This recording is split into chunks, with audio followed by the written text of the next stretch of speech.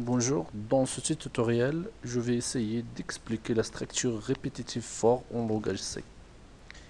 La structure répétitive for est une boucle. Qu'est-ce que c'est qu'une boucle? Une boucle, c'est une technique permettant de répéter les mêmes instructions plusieurs fois. Et d'ailleurs, cette boucle for est très utilisée en langage de programmation C. Donc, afin d'illustrer cette boucle for, on va passer rapidement au langage de programme, ou plutôt au logiciel dev C++, et j'essaie de taper un code dans lequel je vais expliquer cette boucle. Donc, j'introduis la bibliothèque standard stdio.h et la bibliothèque cogno.h. Voilà. Donc ensuite, je passe. J'ai choisi pour expliquer la boucle for une fonction qui permet de retourner la puissance d'un réel, c'est-à-dire x à la puissance n. Donc le type de retour de cette fonction, c'est par exemple un float, le nom de la fonction puis, les arguments, donc il y a le x comme étant un réel, par exemple x à la puissance n, et un entier n, c'est-à-dire que c'est sa puissance. Donc je vais calculer ici x à la puissance n. Donc je dois déclarer une variable locale x ou bien en p pour calculer la puissance. Et j'aurai besoin aussi d'un compteur, on va voir ça plus tard, un compteur i. Alors donc sachant que x à la puissance n égale à x multiplié par x n fois. C'est-à-dire il y a ici une répétition. Donc pour cela, on utilise la boucle for. Tout d'abord, avant de passer à la boucle for, donc on sait que x à la puissance 0 égale à 1, quel que soit x. C'est-à-dire if n la puissance vaut 0, p égale à 1, quel que soit x. Sinon, dans le cas contraire, c'est-à-dire n différent de 0, donc là, on utilise cette boucle for. Donc, on va s'intéresser maintenant à ce qui se trouve entre les parenthèses de la boucle for, parce que c'est là que réside tout l'intérêt de la boucle for. Donc il y a trois instructions condensées, chacune séparée par un point virgule.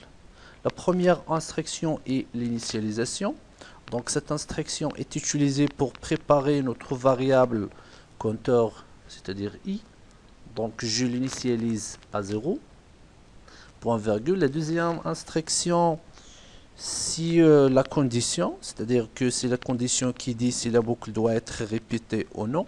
Donc c'est i inférieur à n, c'est-à-dire tant que la condition est vraie et inférieure à n, on va reboucler. La troisième, c'est l'incrémentation. L'incrémentation, c'est-à-dire c'est une instruction qui est exécutée à chaque tour de la boucle pour mettre à jour le compteur. Donc ensuite, après la boucle for, donc c'est l'instruction à exécuter ou bien à répéter plusieurs fois. Ici, on va calculer P reçoit P multiplié par X. Mais là, attention, on doit initialiser P à 1.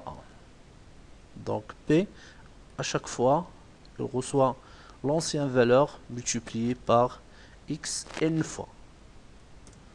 Donc, quand on sort de la boucle for, on va calculer la puissance si n est différent de 0 et finalement on retourne la valeur de P. Je ferme et je passe au programme principal main, donc int main,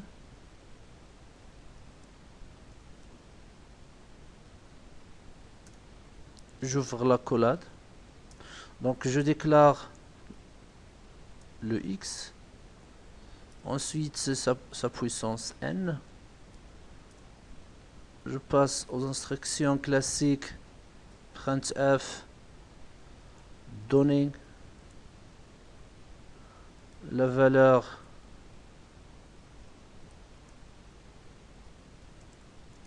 du x. Scanf, pourcentage f, puisque x est en réel, $x. La même chose pour la puissance. Donc, donner sa puissance.